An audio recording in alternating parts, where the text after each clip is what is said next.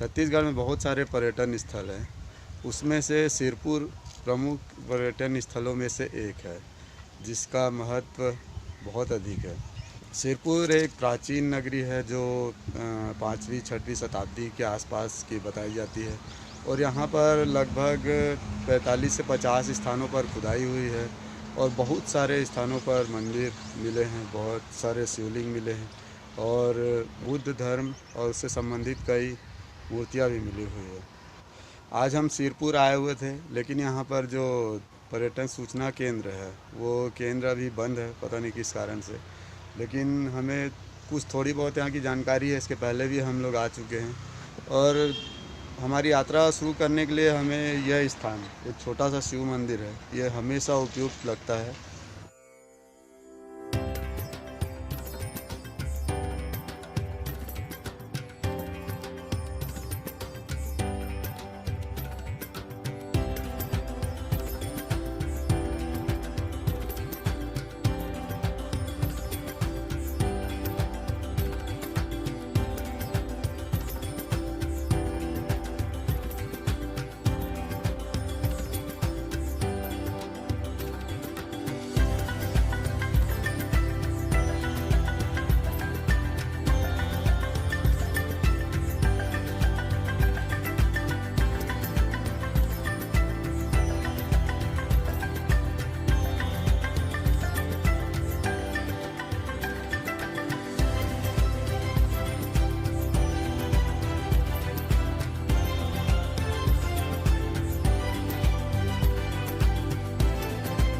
इस विशाल शिवलिंग पर कुछ मार्किंग भी बनी हुई दिखाई देती है और इसमें कई तरह से है कि ये षटकोण की तरह नीचे आकृति है, ऊपर में गोल है और यहाँ से बाहर जो जल डालते हैं उसे निकलने के लिए भी और भी कुछ मंदिर के अवशेष रखे हुए हैं यहाँ पर।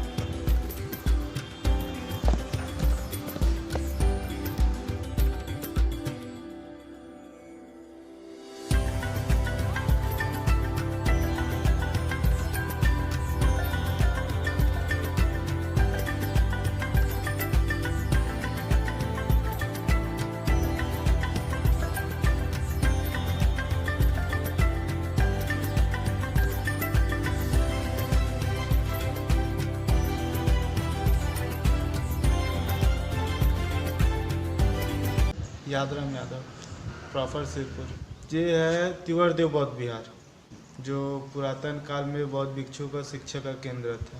यहाँ पे जो बौद्ध भिक्षु रहते थे यहाँ के शिक्षण करते थे और ये उनके रहने के लिए रूम्स है। अच्छा, ये सब कमरे हैं सब? हाँ जी। ये जो विद्यालय बना है वो वातावरण अनुकूलन बना है। अच्छा अच्छा। कि दीवार चौड़ा, इसलिए गर्मी के दिन में ठंड लगे और ठंड के दिन में गर्मी। सभा मंडप है। अच्छा, ये ना? हाँ जी। जो बैठ के यहाँ पे शिक्षा ग्रहण करते थे या फिर गर्मी के समय में पानी डाल के रखते थे।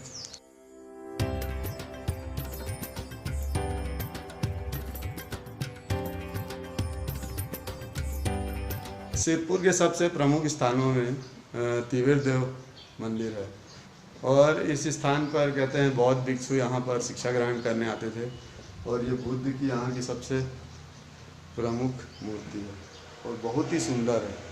घोड़ा बांधते थे कि हाथी?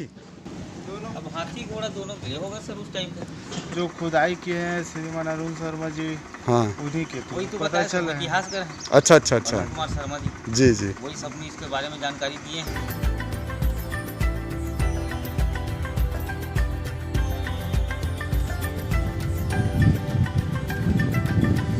यहाँ पर 4 बौद्ध विहार हैं, उसमें से ये पहला है।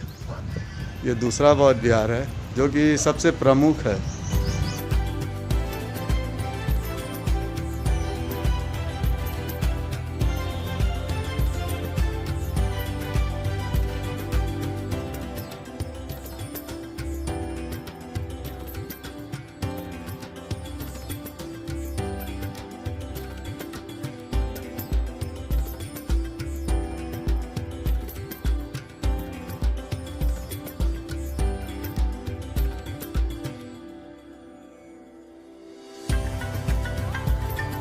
उसके बाद है ये तीसरा।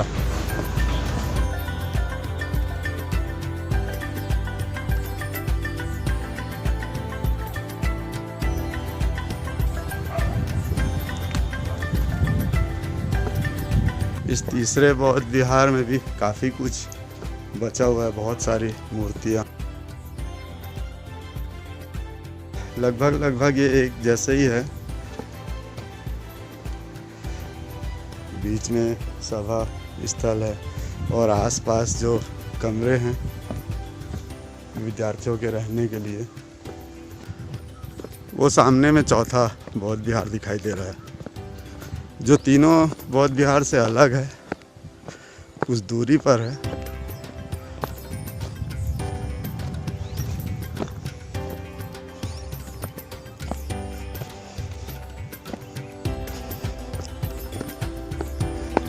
यहाँ पर भी सारे खंभे निकले हुए हैं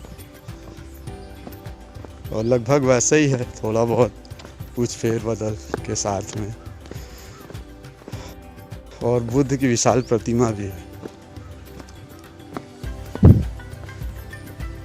कुछ प्रतिमा के ऊपर नुकसान पहुंचा है, लेकिन प्रतिमा है तो बहुत सुंदर। पिछले बार इस प्रतिमा को देखने से मैं चूक गया था, क्योंकि वो तीनों बौद्ध विहार देखने के बाद में चौथा मुझे दिखाई नहीं पड़ा, लेकिन विशाल मूर्ति है। जिस समय ये सही रही होगी तो देखते ही बनता होगा।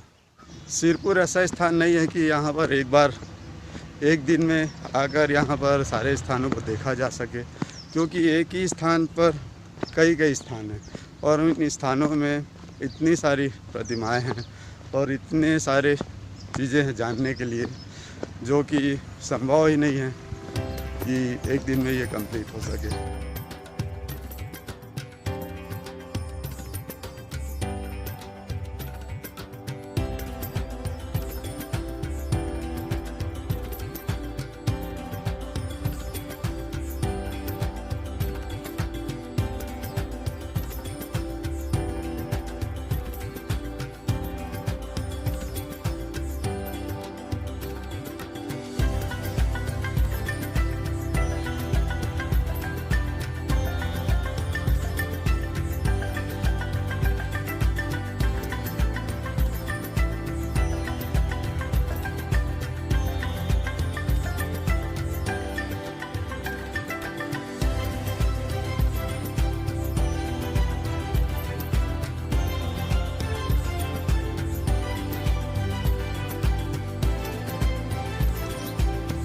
यहाँ पर भी विशाल मूर्तियाँ।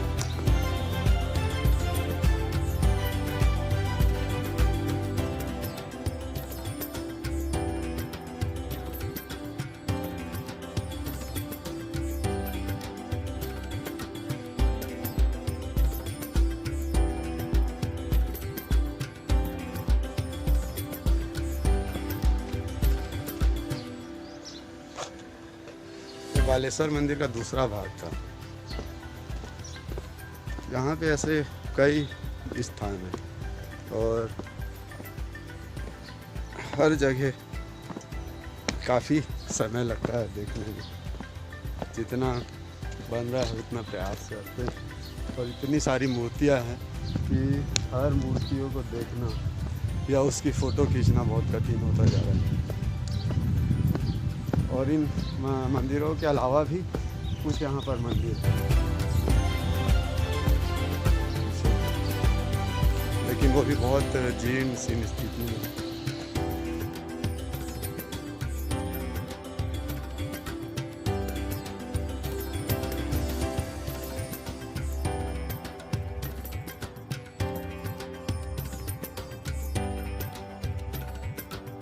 इसकी भव्यता अपने समय में रही होगी। यहाँ से हम लोग आगे चलते हैं दूसरे मंदिर की तरफ।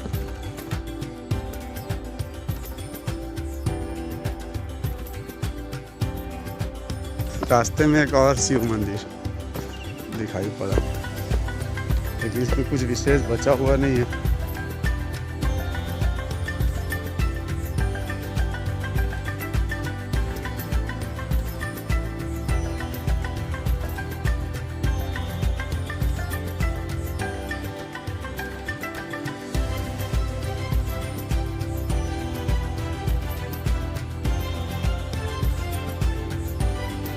शिवलिंग है, लेकिन वो भी बहुत टूटा हुआ है। जला रही पूरी बची और ये जल रहा है।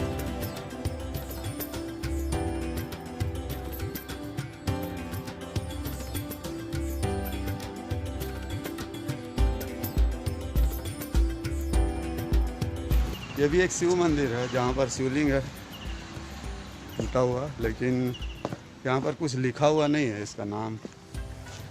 और बहुत मंदिर के बहुत सारे अवशेष बचे हुए भी नहीं हैं, कुछ है।